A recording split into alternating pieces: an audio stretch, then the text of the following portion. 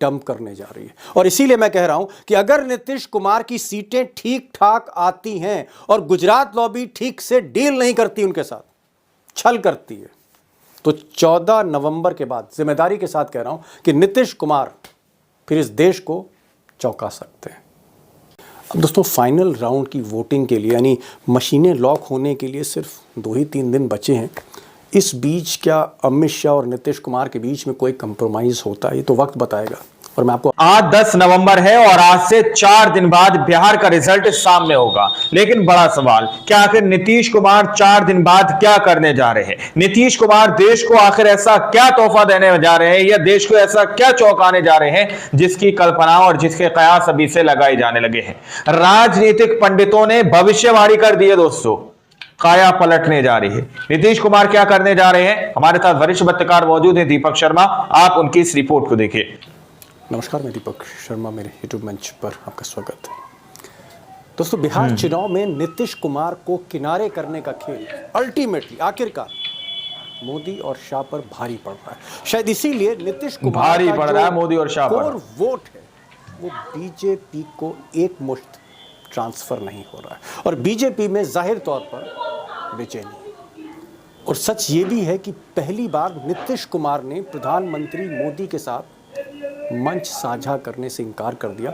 वो किसी भी रैली में शरीक नहीं हुए। 30 अक्टूबर की रैली में ही नहीं गए। जितनी भी रैलियां मोदी ने की, 30 या 30 के बाद नीतीश कुमार प्रधानमंत्री की रैली में नहीं गए। और बात यहीं खत्म नहीं होती है।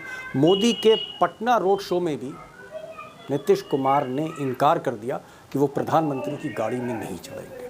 और नीतीश का ये फैसला, प्रधानमंत्री की गाड़ी में नहीं चढ़ेंगे, उधर मोदी जी को वोट की जरूरत थी, लिहाजा नीतीश कुमार की गैर मौजूदगी, उनकी एब्सेंस में मोदी जी का हाल देखिए, मजबूरी देखिए कि नीतीश कुमार के चेलों के साथ काम चलाना पड़ रहा है। ऐसे चेले जिनको नीतीश कुमार ने बाहर कर दिया। मिसाल के तौर पर लल्लन सिंह की हैसियत नहीं है कि आज वो नीतीश कुमार के साथ बैठकर चाय पी ले। ऐसे लल्लन सिंह को प्रधानमंत्री मोदी अपनी गाड़ी पर घुमा रहे हैं, गाड़ी पर बैठा रहे हैं, रोड शो कर रहे हैं। हालात देखिए मोदी जी के। यही नहीं, संजय झा, एक और नेता जेडीयू के जो नीतीश कुमार के टारगेट पर है, संजय झा को आज मंच पर बुलाकर मोदी जी ने न सिर्फ इस्तकबाल किया, सबके सामने पीठ थपथपाते रहे। अब दोस्तों, मोदी जी की मजबूरियां देखिए कि नीतीश कुमार के बागी चेलों के साथ आजकल उनको काम चलाना पड़ रहा है क्योंकि वोट चाहिए। अब दोस्तों, बात सिर्फ नरेंद्र मोदी तक सीमित नहीं है, ये नाराजगी अमित शाह से भी बराबर है। और इसीलिए जब अमित शाह को लगा, मोदी के चाणक्य को लगा कि पहले फेज की वोटिंग में जेडीयू का वोट बीजेपी को पूरा ट्रांसफर नहीं हो रहा है, तो अमित शाह भी कहीं ना कहीं बेचैन तो थे, मिलना चाहते थे अगले दिन नीतीश कुमार से। शुक्रवार का दिन था, नीतीश कुमार ने मना कर दिया। अल्टीमेटली अमित शाह को अपने चेले धर्मेंद्र प्रधान को भेजना पड़ा। केंद्रीय मंत्री धर्मेंद्र प्रधान फिर अमित शाह का पैगाम लेकर नीतीश कुमार के घर गए और वहां भी मिनटों में ही मुलाकात निपट गई। ये कि अमित शाह क्या नीतीश कुमार से मिलना चाहते थे, और जब नीतीश कुमार ने मना कर दिया तो धर्मेंद्र प्रधान मिलने गए पैगाम लेके। क्या ये बात सही है, या अमित शाह की चोरी छिपे मुलाकात हो गई नीतीश कुमार से? मुलाकात तो नहीं हुई, लेकिन धर्मेंद्र प्रधान की मुलाकात के बाद जेपी नड्डा का एक बयान चैनलों पर आया कल ही देर शाम। लेकिन एक बात जो साफ दिख रहा है कि मोदी भी और शाह भी अभी भी बच रहे हैं सीधे तौर पर कहने से। अब दोस्तों, नीतीश कुमार की जो नाराजगी है ये अचानक नहीं है, यूं ही नहीं है। सच्चाई है कि नीतीश कुमार इस बार समय रहते गुजरात लॉबी का प्लान समझ गए। उनको एहसास हो गया है कि गुजरात लॉबी उनको डंप करने जा रही है। और इसीलिए मैं कह रहा हूं कि अगर नीतीश कुमार की सीटें ठीक ठाक आती हैं और गुजरात लॉबी ठीक से डील नहीं करती, उनके साथ छल करती है, तो 14 नवंबर के बाद जिम्मेदारी के साथ कह रहा हूं कि नीतीश कुमार फिर इस देश को चौंका सकते हैं। अब दोस्तों, फाइनल राउंड की वोटिंग के लिए यानी मशीनें लॉक होने के लिए सिर्फ 2 ही 3 दिन बचे हैं। इस बीच क्या अमित शाह और नीतीश कुमार के बीच कॉम्प्रोमाइज होता है, ये तो वक्त बताएगा और मैं आपको अपडेट भी करूंगा। लेकिन पहले कॉम्प्रोमाइज तेजस्वी यादव, वो तेजस्वी यादव जिनकी रैलियों में इस वक्त सबसे ज्यादा भीड़ आ रही है, सबसे ज्यादा क्राउड है, सबसे ज्यादा जोश दिख रहा है। और वो तेजस्वी जो पिछले 10 दिन में 150 रैली करके रिकॉर्ड बना चुके हैं।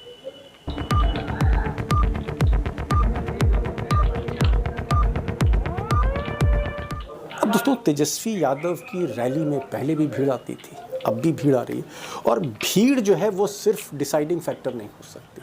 डिसाइडिंग फैक्टर ये कि सेकेंड राउंड में जो फाइनल राउंड है, 11 तारीख की जो वोटिंग है, आखिरी वोटिंग है, इसमें तेजस्वी यादव क्या पहले फेज की वोटिंग जैसा प्रदर्शन कर पाते हैं? और अगर वो करते हैं तो फिर सीमांचल जो है, जहां पर मुस्लिम पॉपुलेशन सबसे ज्यादा है, 24 सीटें हैं। ये जो 24 सीटें हैं, 24 सीटें, कितनी सीटें तेजस्वी 4 जिले 24 सीटें, यहीं पर सबकी नजर है। और यहाँ पर तेजस्वी यादव ने वाकई एक ऐसा मास्टर स्ट्रोक खेला है जो शायद लालू और नीतीश के भी बस की बात है। अभी सही बात है कि बिहार में तकरीबन 2.31 करोड़ 2.31 करोड़ मुस्लिम पॉपुलेशन है, जिसमें से 28%, एक चौथाई से ज़्यादा इन 24 सीटों पर, और कई ऐसी सीटें जहाँ 30%, 40% से भी ज़्यादा मुस्लिम वोटर हैं। सवाल इस बात का है कि तेजस्वी के लिए 3 बड़ी प्रॉब्लम थी, 3 बड़ी रुकावट भारी पड़ रहा है मोदी और शाह पर। इधर पप्पू यादव जो उनसे नाराज चलते, जिनका होल्ड है सीमांचल में, वो भी कहीं ना कहीं खेल कर देते थे। और साथ में जो नई एंट्री हुई है प्रशांत किशोर की, वो भी कहीं ना कहीं मुस्लिम्स पर फोकस कर रहे थे पिछले 10-15 दिनों से। अब प्रशांत किशोर जिस तरह से तेज़ी से उठे थे, उसी तरह से तेज़ी से स्लिप कर रहे हैं। और हो सकता है एक मैसेज मुस्लिम कम्युनिटी में गया कि भाई कहीं ऐसा तो नहीं है कि प्रशांत पीके कोई बी टीम है बीजेपी के। उधर ओवैसी खुद ब खुद तेजस्वी के तेवर देख के, जब तेजस्वी हो सकता है जीत की तरफ बढ़ रहे हो, यही नहीं, MIM के जो सबसे बड़े नेता हैं बिहार के, उनके साथ जो कुछ हुआ, पब्लिक ने प्रधानमंत्री की गाड़ी में नहीं चढ़ेंगे, वो भी एक बड़ा फैक्टर है कि MIM थोड़ा सा बैकफुट पर है तेजस्वी को स्पेस देने के लिए। और सबसे बड़ी बात, पप्पू यादव को जिस तरह से तेजस्वी यादव ने हैंडल किया है, उन्होंने ये बता दिया कि अगर लालू नहला है तो तेजस्वी दहला है। पप्पू यादव को मंच पर बैठाकर, गले लगाकर, उनके कान में बात करके एक मैसेज सीमांचल में दे दिया है कि पप्पू यादव से हमारे कोई गिले शिकवे नहीं, अब हम दोस्त हैं। और ये एक बड़ा फैक्टर था। अब सीमांचल की जो 24 सीटें हैं, जहां एक मुश्त वोट महागठबंधन को जा रहा है, उसमें से कितनी सीटें जीतते हैं तेजस्वी, ये देखना होगा। अगर ज़्यादा से ज़्यादा सीटें जीतते हैं तो फिर आप मानिए कि तेजस्वी कुछ करने जा रहे हैं इस बार। अब दोस्तों, बिहार के नतीजों में अब कुछ ही दिन बचे हैं। सबसे बड़ा सवाल सिर्फ एक है कि आगे क्या होने जा रहा है, कौन कौन से खेल अभी बाकी, बड़ा सवाल है। और इसीलिए आज मैंने खास मेहमानों को बुलाया, सब के सब बिहार के एक्सपर्ट हैं। हमारे साथ सरोज सिंह होंगे। सरोज सिंह वो पत्रकार हैं जो हर वक्त फील्ड में रहते हैं, बहुत सी सीटों पे वो 3-3 बार हो गया। उनकी बातों को ज़रा गौर से सुनिएगा। हमारे साथ संतोष सिंह है। संतोष सिंह के बारे में कहा जाता है कि चाहे बिहार हो, चाहे पूर्णिया हो, और चाहे कोई भी ज़िला हो, संतोष सिंह माइक के साथ आपको वहाँ मिलेंगे। संतोष सिंह भी आ जा रहे हैं, कई ब्रेकिंग न्यूज़ आपको उनसे मिलेंगी। और हमारे साथ उमाकांत लखेड़ा होंगे।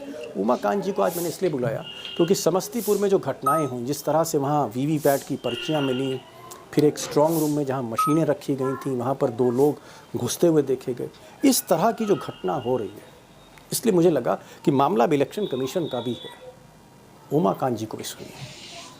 सरोज जी, पहली फाइट ऐसा लग रहा है, अगर हम निष्पक्ष नजरिए से देखें तो दोनों ही गठबंधन, चाहे वो एनडीए हो और चाहे वो आपका महागठबंधन, दोनों ही कांटे की टक्कर में। आज महागठबंधन ने कहा कि हम 72 सीटें जीत रहे हैं। बीजेपी की तरफ से दावा है कि भाई 75 और 80 तक टैली पहुंच सकती। मैं कांटे की टक्कर मान रहा हूं। ये बात सही है कि एनडीए की तरफ से जेडीयू आगे है और इंडिया अलायंस की तरफ से आरजेडी आगे, दोनों बिहार की पार्टियां आगे चल रही हैं। लेकिन क्या सेकेंड राउंड अब करो या मरो है, डू और डाई बैटल है? और क्या इस डू और डाई बैटल में तेजस्वी का रथ आगे है या फिर तीर आगे चल रहा है, एनडीए आगे चल रही है? देखिए दीपक भाई, दावे अपने जगह पर हैं। सम्राट चौधरी जब मतदान खत्म हुआ था, उसके बाद पटना आए थे तो उन्होंने कहा था कि 100 सीटें हम लोग जीत रहे हैं। 72 पर आ गया, जैसा कि आप बता रहे हैं। तो इन दावों पर हम लोग ना जाए, लेकिन जो ग्राउंड से रिपोर्ट यही है कि तीर और लालटेन ने पहले फेज में बहुत अच्छा किया और बहुत ही क्लोज फाइट है।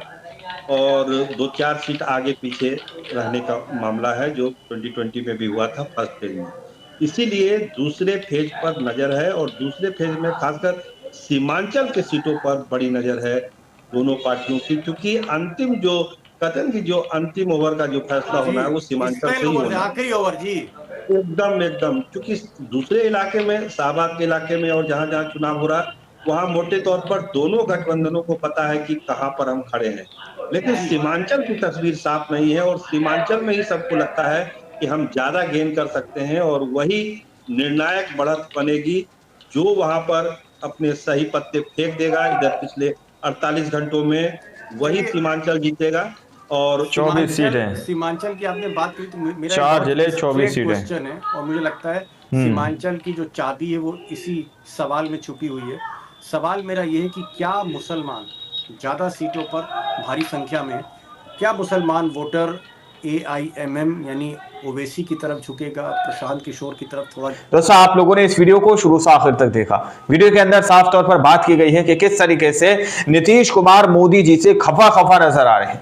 नीतीश कुमार मोदी जी से अपना दूसरा रास्ता अख्तियार करते हुए नजर आ रहे हैं। सीधे तौर पर यह कहा जा रहा है कि रिजल्ट आने से पहले अगर किसी भी तरीके से NDA ने, गृह मंत्री अमित शाह ने नीतीश कुमार से किसी भी तरीके का कॉम्प्रोमाइज अगर नहीं किया, तो 14 तारीख के बाद नीतीश कुमार हो सकता है ऐसा फैसला लें जिसको देखकर पूरा भारत चौंक जाए, यानी कि पूरा का पूरा सिस्टम बदल जाए। दोस्तों, ऐसे कयास लगाए जा रहे हैं, पूरी कोशिश की जा रही है कि नीतीश कुमार को लेकर किसी भी तरीके का कॉम्प्रोमाइज ना हो, ताकि नीतीश कुमार मोदी जी को झटका दे सके, या फिर सीधे लफ्जों में कह लीजिए ऐसे कयास लगाए जा रहे हैं कि नीतीश कुमार मोदी जी से लोकसभा से अपना समर्थन वापस ले लें। इस तरीके की भरपूर कोशिश की जा रही है कि NDA से कॉम्प्रोमाइज ना हो जाए, ताकि इंडिया अलायंस के अंदर नीतीश कुमार का समर्थन आ जाए और इंडिया अलायंस लोकसभा के अंदर अपनी सरकार बना सके। तो ये बड़ी खबर सामने निकल के आ रही है। बाकी आप लोगों को इस रिपोर्ट को देखने के बाद क्या लगता है? क्या नीतीश कुमार 14 तारीख के बाद वाकई में किसी भी तरीके का फैसला लेंगे? अपनी राय कमेंट सेक्शन में जरूर दीजिएगा। मिलते हैं अगली वीडियो में, जब तक के लिए जय हिंद, जय भारत।